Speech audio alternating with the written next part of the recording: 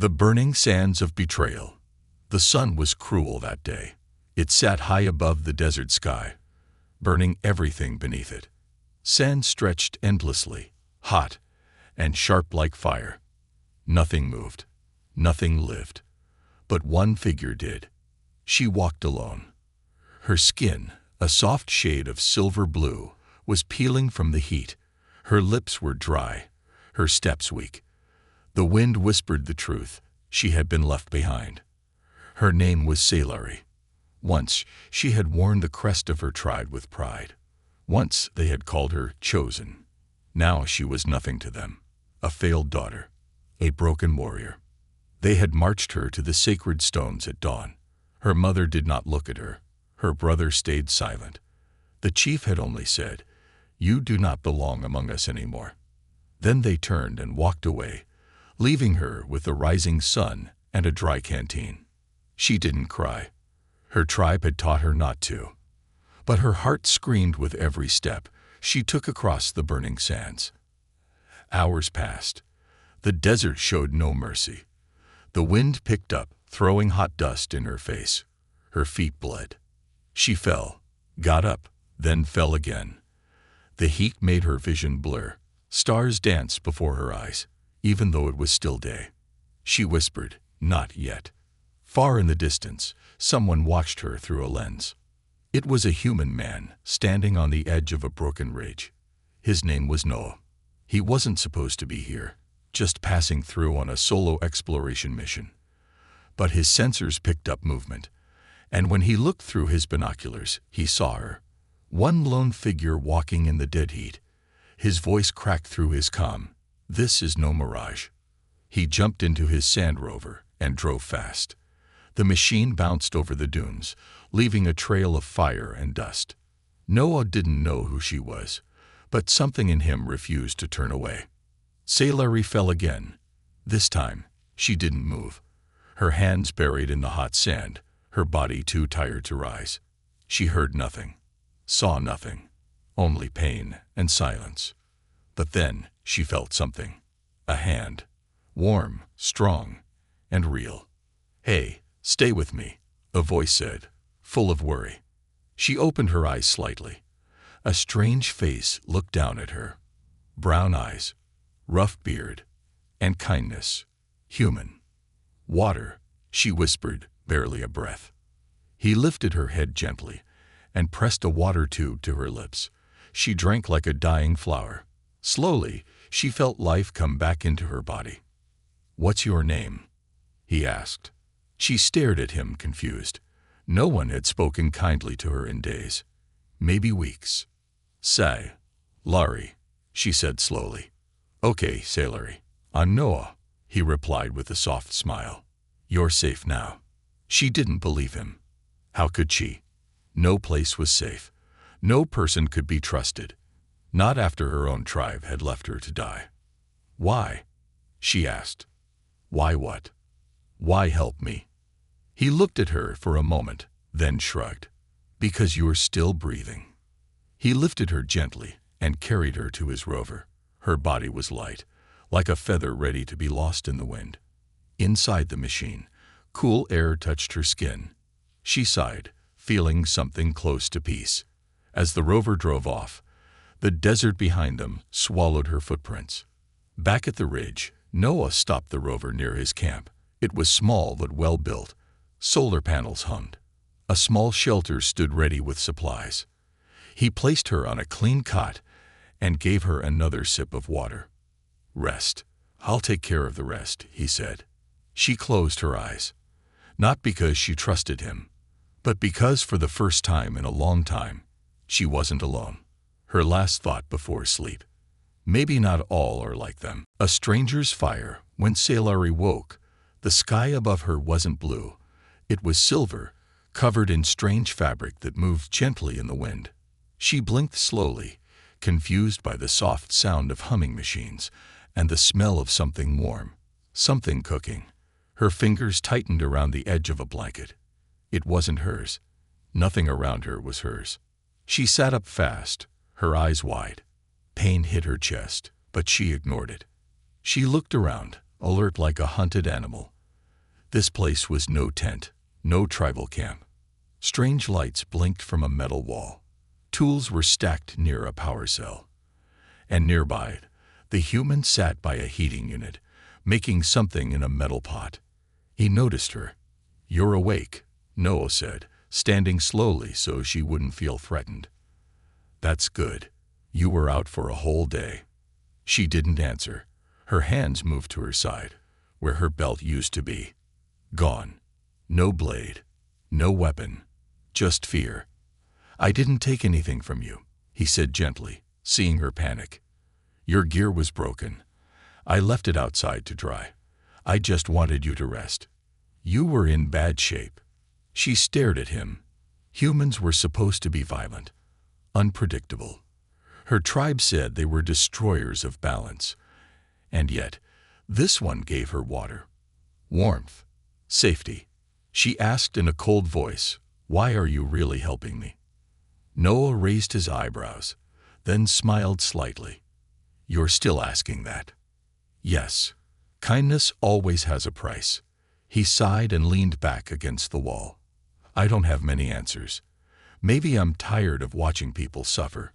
Maybe I saw something in your eyes, like you didn't deserve what happened." Her throat tightened. She looked away. "You saw weakness." "No," he said. "I saw someone strong enough to survive death." Those words hit something inside her, something soft, buried deep under pain and anger. "I should not be here," she whispered. "Why not?" "Because my people left me. Because I failed the right." Noah looked confused. "What right?" She stood slowly, her legs still shaking. She walked to the edge of the shelter, opened the flap, and stared out at the desert. The wind carried heat, but the shadows were growing longer. Soon, night would fall. "We are judged by fire," she said quietly. "At 16 cycles, every child of the tribe must walk the sacred sands alone. If the flames accept you, you return. If not, they say the spirits reject your soul." Noah walked up beside her, his voice gentle. "And they said the flames rejected you?" "Yes." He shook his head. "That's stupid." She looked at him, surprised. "Fire doesn't care about souls," he said. "It burns everything. It's people who make rules like that." Her lips trembled. No one had ever spoken like this to her before. Correct. Honest. Fearless. She stepped back inside and sat on the cot again. Silence filled the space for a while. Then she asked, "What about you?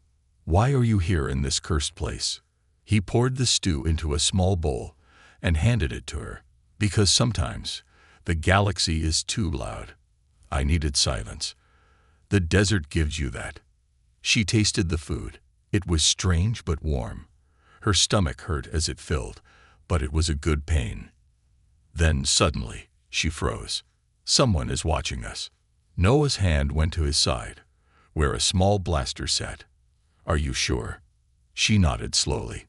"My senses are strong." Someone was here, not far. Wind shifted. Noah moved outside quickly, scanning the horizon with his scope. Nothing but dunes.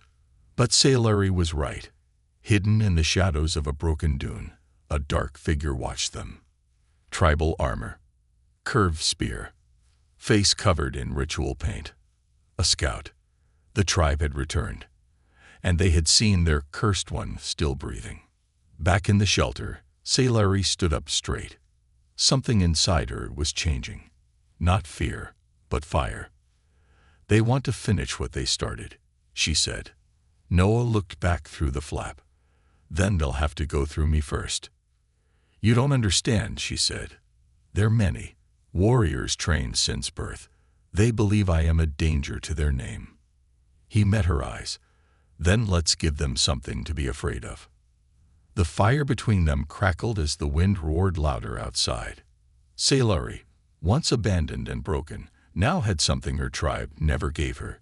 Someone who stood beside her without asking anything in return. And as the desert night arrived, bringing stars and silence, Sailari whispered to herself, "This time, I will not run." Scars beneath the stars. The sky turned dark, like a curtain falling on the desert's cruel stage. The stars blinked awake, cold and distant, as Sailori sat beside the fire. It was the first time she had seen fire this close without fear. Not sacred fire, not tribal fire, just warmth, just light. Noah sat a few feet away, checking the scanner on his wrist. His brow was tight with worry. "They're not far," he said. "One heat signature, maybe more nearby. They're circling us like shadows." Sailori didn't flinch. "It's the scout. They always send one before the warriors, testing the wind, checking if the enemy is weak." "Do they think we're weak?" She looked at him calmly. "Yes, but they're wrong." The silence returned, only broken by the sound of crackling wood and distant wind. Sailori's eyes stared into the flames, not blinking. "You should know," she began, voice low. "They didn't abandon me because I was weak. They abandoned me because I saw something I was not supposed to see." Noah turned toward her, curious. "What did you see?" She held out her arm, pulling back the cloth from her shoulder. Thin silver scars lined her skin, shaped like ancient runes. But one stood out, dark, twisted, and burned into her flesh. Not a tribal mark, not part of any rite. "This was carved into me the night before the fire walk," she said. Noah leaned closer. "That's not a ritual mark. No, it's a warning. Someone in the tribe, someone powerful, they didn't want me to return. They made sure I would fail." "You're saying they set you up?" She nodded slowly. "The night before my test, I found a child crying near the sacred flame. I followed the sound, and I found something else. Our high shaman speaking to a man in black armor. Not of our people, not from any world I know." "A stranger?" Noah asked. "More like a shadow," she whispered. "They saw me. The shaman said only the flame can erase a memory, so they dragged me away. And then, they gave me this scar." Noah clenched his fists. "They tried to erase you. But I survived," she said, her voice gaining strength. "I walked the sands with pain in my blood. My feet bled. My mind burned. But I didn't stop. Even when they turned their backs, I kept walking." She looked at him now, her eyes glowing slightly in the firelight. "You were not the first stranger I met, but you were the first who didn't hurt me." Noah was quiet for a long time. Then he said, "You're not the first broken warrior I've met, but you're the only one who smiled while remembering pain." She smiled now, small but real. He reached into his gear bag and pulled out a small metallic device. "It's a memory cube," he explained. "It records and stores images. If they try to erase you again, we'll have proof. We'll show the galaxy what they did." She nodded, her fingers brushing over the device like it was a piece of her own soul. Suddenly, the scanner beeped. Noah jumped to his feet. Movement. 2 contacts, approaching from the north ridge. Sailori stood quickly, wrapping her scarf tight around her face. "They're coming." Noah grabbed his blaster. "Get behind me." She didn't move. I said. "No," she interrupted. "I'm not hiding. Not anymore." They stood side by side as the wind picked up. Shapes appeared in the distance. Tall, armored figures walking with purpose, their tribal spears glowing faintly under the moonlight. "They've come to finish me," Sailori whispered. "Then they've made a mistake," Noah said. As the figures drew closer, one of them stopped and raised a hand. It was the scout from earlier. He pointed his spear toward Sailori. "You broke the law," he shouted. "You were judged and found unworthy. You were left to the sands. Your breath is no longer yours." Sailori stepped forward. Her voice did not shake. "The sands chose me. I lived. That is more truth than your words ever held." "You carry forbidden knowledge," the scout hissed. "You saw what was not meant to be seen." "And I remember it," she said, raising her arm to show the scar. "You marked me to forget, but I carry it like a blade now." The scout growled, stepping closer. "Then you will die with it." He raised his spear. Noah fired a warning shot into the sand. "Take another step," he said coldly, "and I will burn your precious laws to ash." The scout paused. He hadn't expected resistance, especially not from a human. "This isn't over," the scout spat. "You can hide in the sand, but judgment always finds the cursed." Then he turned and vanished into the night, leaving only his footprints and threats behind. Noah lowered his blaster, breathing hard. "You think he'll come back?" Sailari nodded. "With others. Stronger, faster, angrier. Then we'll be ready." She looked at him, the fire reflecting in her eyes like a spark waiting to become a storm. "We?" she asked. He smiled. "Yeah, we." And in that quiet, under 1,000 stars and a sky that had once watched her nearly die, Sailari no longer felt like a girl left behind. She felt like a warrior rising. The tribe returns. The morning came with silence. Not peace, but the kind of silence that warned of a storm. Sailari stood on a dune, her scarf wrapped tightly around her face. Below her, the desert shimmered under the early sun. Noah scanned the area with his scope, standing beside her. Both were alert. The fire of the night before still smoldered in ashes behind them. "They'll return soon," Sailari said. "How do you know?" Noah asked. She pointed to a pattern in the sand. "Their scouts move in a circle. This is their second sweep. Next time, they come with blades." Noah looked at her. "And when they do?" She met his eyes. "I stop running." They returned to the camp. Sailari began preparing. She checked the shelter, packed gear, hid weapons. She wasn't planning to escape. She was getting ready for war. Noah watched her. "You've changed. Pain does that," she said. "But so does hope." Suddenly, the scanner lit up. Not one, not two, but 6 heat signatures, moving fast. "They're here," Noah said, grabbing his blaster. Sailari stood tall. "Let them come." Dust exploded on the horizon as the warriors arrived, riding beasts with long legs and sharp horns. They wore tribal armor, painted red and black. The symbol of the High Council was carved into their chest plates. At their front was a tall woman with burning eyes. Her armor was gold. Her voice carried power. "Sailari of the Ash Blood tribe," she shouted. "You were judged and cast out. Why do you still breathe?" Sailari stepped forward, her voice steady. "Because the fire you sent to kill me failed." The woman frowned. "You speak boldly for one who carries shame." "No," Sailari said. "I carry truth." Noah stood beside her now, armed but calm. The woman's eyes shifted to him. "And what is this human to you? A protector? A pet?" "A witness," Sailari said. "And a warrior." One of the male warriors moved forward, spear raised. "You dare insult the council with your survival. It is not allowed." "Then rewrite your laws," Noah said. The warriors growled, but the gold-armored woman raised her hand. Silence fell. "Sailari," she said, "you have one chance. Surrender. Let the fire take you again. We will speak no more of your betrayal." "No," Sailari said firmly. "I will not walk into fire. I will drag it with me and burn every lie you built." The gold-armored woman narrowed her eyes. "Then you are truly lost." But before she could give an order to attack, a voice came from behind the warriors. "She speaks the truth." Everyone turned. A younger warrior approached, her helmet under one arm. Her face was marked with blue lines. An apprentice from the tribe. Her voice trembled but stood strong.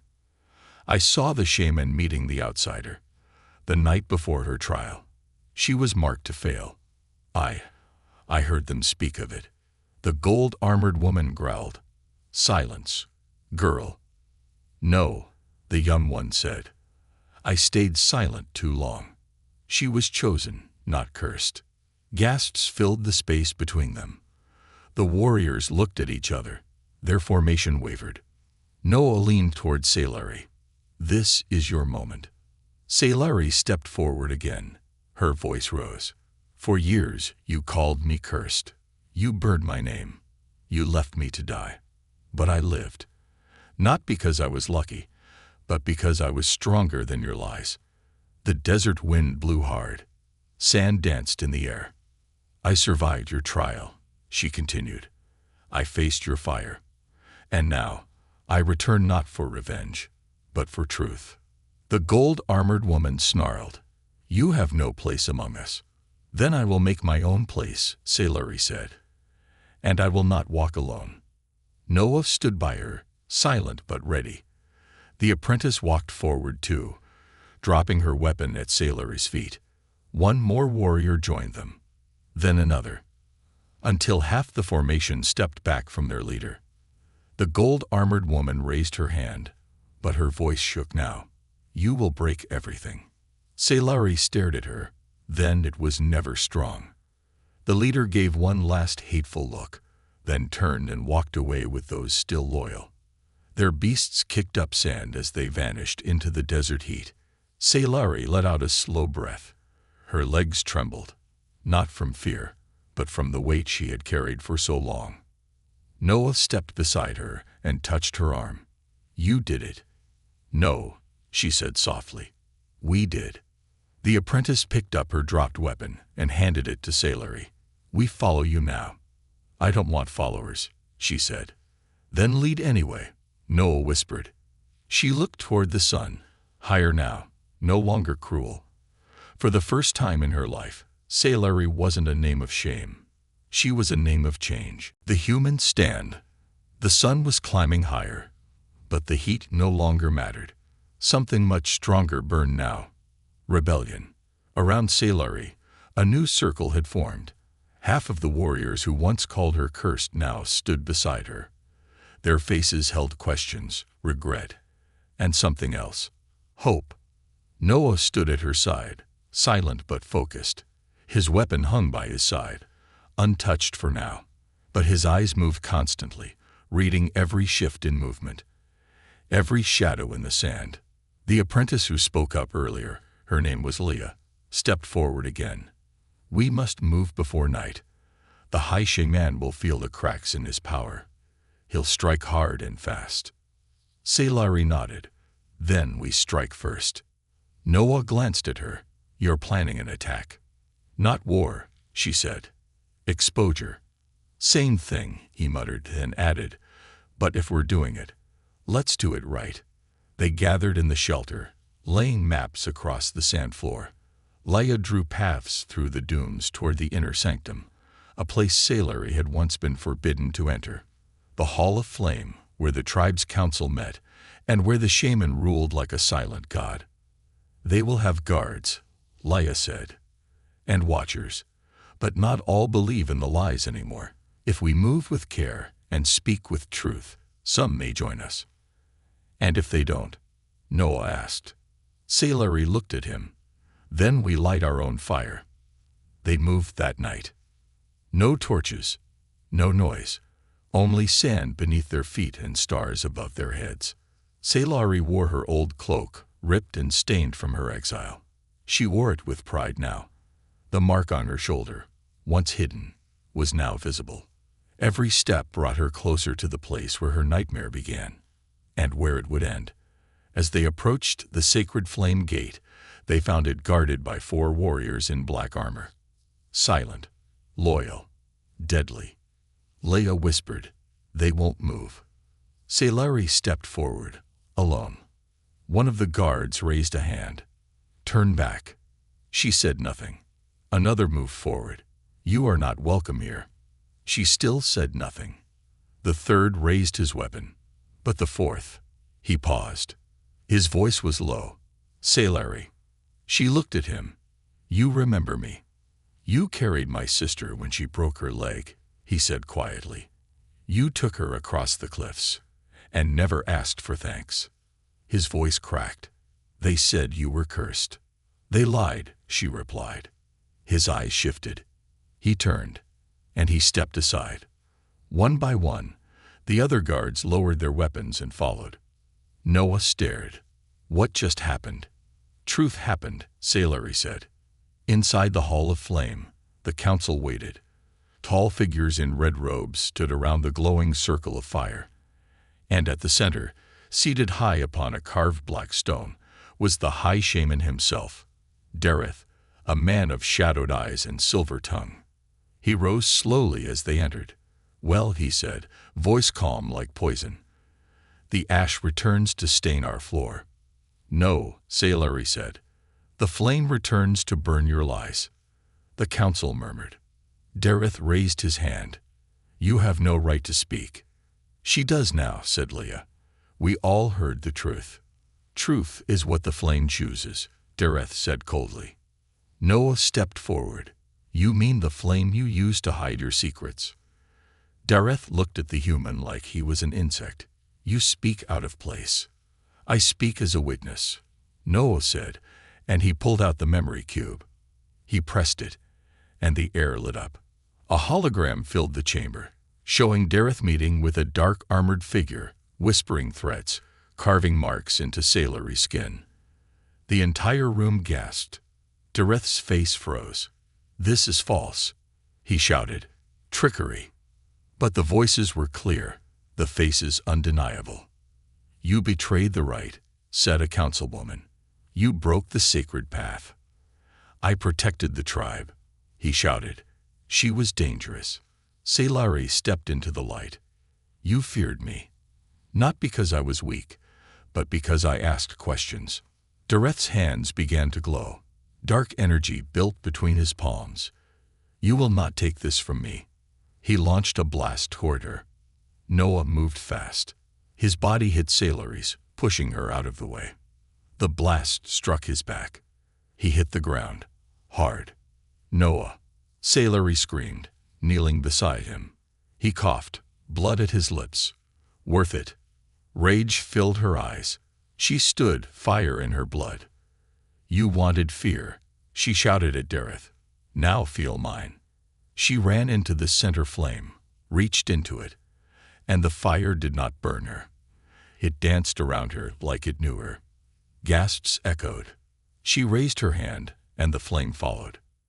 Dareth backed away, horrified. You were chosen." "Yes," she said, "but not by you." With a cry, she threw the fire across the hall. It struck Dareth's staff, shattering it. His power broke. The darkness vanished. He fell to his knees. The council stood silent. One elder walked forward. "What now?" Salary looked back at Noah, who lay still. Then she said, "Now, we begin again." The girl who rose. The flames had settled, but the silence that followed felt heavier than war. Noah lay still on the stone floor, his chest rising and falling slowly. The blast had scorched through his jacket and burned deep into his back. Salary knelt beside him, her hands trembling. Around them, the council stood in shock. None spoke, none moved. "He needs a healer," she said. One of the elder women stepped forward. "He is human. Our ways may not work." "Try," Salary said sharply. They carried him to the inner healing chamber, normally reserved for the High Council. This time, Salary didn't ask permission. She walked through the sacred halls like she belonged there. Because now, she did. For hours, she waited outside the healing chamber. Her eyes never left the closed door. Leah sat beside her, quiet. "He saved you," Leah said. "Yes," Salary whispered. "Why would a human do that?" "Because he never saw me as cursed," she replied. "He saw me." The door opened. The elder healer stepped out. Her eyes looked tired, but hopeful. "He will live," she said softly.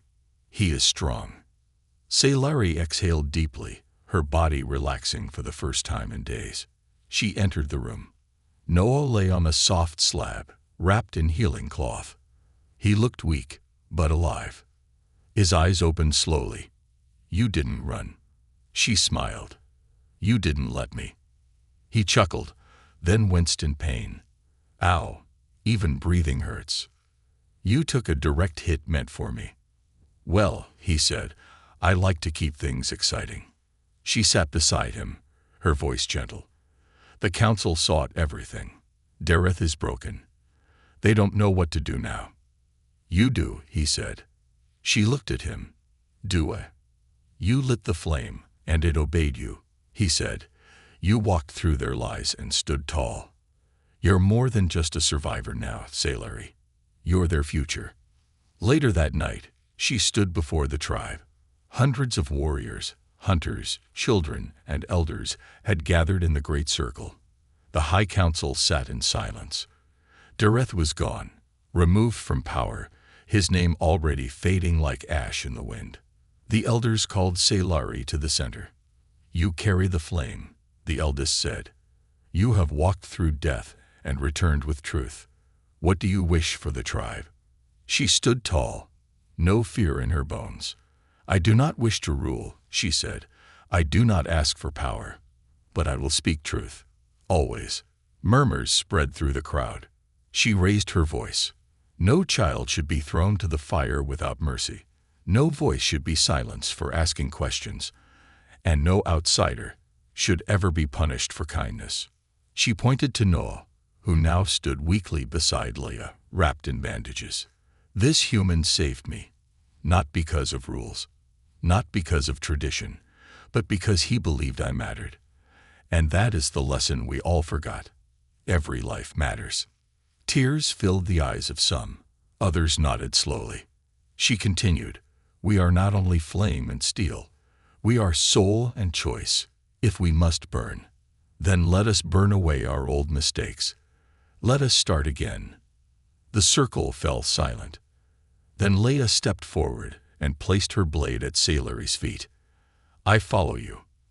Then another did, and another, until a mountain of weapons lay before her, not in threat, but in trust.